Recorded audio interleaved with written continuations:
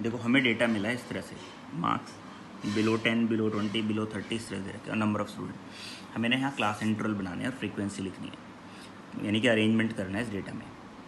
तो class interval and frequency. देखो below 10 इसका मतलब 0 से लेके 10 तक, ठीक है। फिर यहाँ 10 से 20 इस तरह के इंटरवल बनेंगे, 20 से 30, 30 से 40, 40 से 50, 50 से 60, 60 से 70, 70 से 80। इसमें तो कोई दिक्कत नहीं है, यहाँ लिखने में दिक्कत होगी थोड़ी सी। देखो 10 से नीचे वाले कितने लोग हैं, 12, तो यानी कि 0 से 10 के बीच में आ गए ना 12। अब बिलो 20 कितने हैं, 32। बिलो 20 कितने हैं, 32। तो 10 से 20 के बीच में कितने होंगे, गड़बड़ोगे ना। देखो 0 से लेके 10 तक, ये 0 और ये 10 तक, 0 से 10 तक कितने लोग थे हमारे पास, 12 लोग थे। लेकिन 0 से लेके 20 तक कितने लोग हैं हमारे पास, 32। सोचो अगर 0 से 10 तक 12 हैं और 0 से 32 तक 12 हैं, तो 12 तो यहाँ आ गए ना ये। तो 10 से 20 के बीच में क्या होंगे, 32 माइनस 12 तो आएगा। तो 10 से 20 के बीच में कितने आएंगे, 32 माइनस 12, यहाँ से लेके, समझ में आई बात।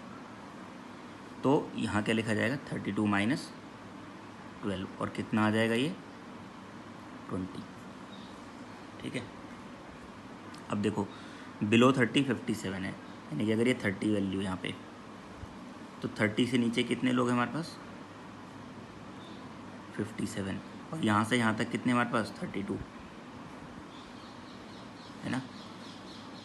देखो 0 से लेके 30 तक 57, लेकिन 0 से 20 तक 32, तो 20 और 30 के बीच में कैसे आएंगे, इन दोनों को माइनस कराएंगे, तो कितना हो जाएगा, 57 माइनस 32, 57 माइनस 32, 17 में से 7 में से 5 2 गए 5, ठीक है। यहाँ कितने, 5 में से 3 गए 2, 25। अब जो 30 से 40 के बीच में वैल्यू हुई, इन दोनों को माइनस करा। एक्चुअली हम क्या कर रहे हैं, पहली वैल्यू तो ये डायरेक्ट लिख रहे हैं, फिर इन दोनों को माइनस करके लिख रहे हैं। इन दोनों को माइनस किया, यहाँ लिख दिया, फिर इन दोनों को माइनस किया, यहाँ लिख दिया। अब इन दोनों को माइनस करो, 80 माइनस 57, तो 80 माइनस 57 कितनी वैल्यू आ जाएगी, 3, 7 में से 5 गए 2, 23। अब इन दोनों को माइनस कर लो, कितना आ जाएगा, 12, डायरेक्ट लिख दिया। अब इन दोनों को माइनस कर लो, कितना आ जाएगा, 14, है ना। इन दोनों को माइनस करो, 14 में से 6 गए कितना हो गया, 8, ठीक है। यहाँ 5, 5 में से 1 गया 4, 48। अब इन दोनों को माइनस कर लो, तो कितना हो गया, 36। तो 12, 20, 25, 23, 12, 14, 48 एंड 36। आ कैसे रहा है, पहली वैल्यू तो एज इट इज़ लिख दोगे, लेकिन जब अगली वैल्यू लिखनी है तो इन दोनों को माइनस करोगे। क्यों करोगे, वो मैंने यहाँ समझाया। तुम इसे ऐसे भी देख सकते हो, टीचर ने कहा कि वो बच्चे खड़े हो जाओ जिन बच्चों के मार्क्स ना 0 से 10 के बीच में, 0 से 10 के बीच में कितने बच्चे खड़े हुए, 12। अब टीचर ने कहा तुमसे कि वो बच्चे खड़े हो जाओ जिनके मार्क्स बिलो 20 हैं, बिलो 20। तो बिलो 20 में टोटल कितने हुए, 32 हुए, तो ये भी तो काउंट थे। अब देखो अगर 0 से 10 के बीच में केवल 12 बच्चे हैं, तो बिलो 20 32 हैं।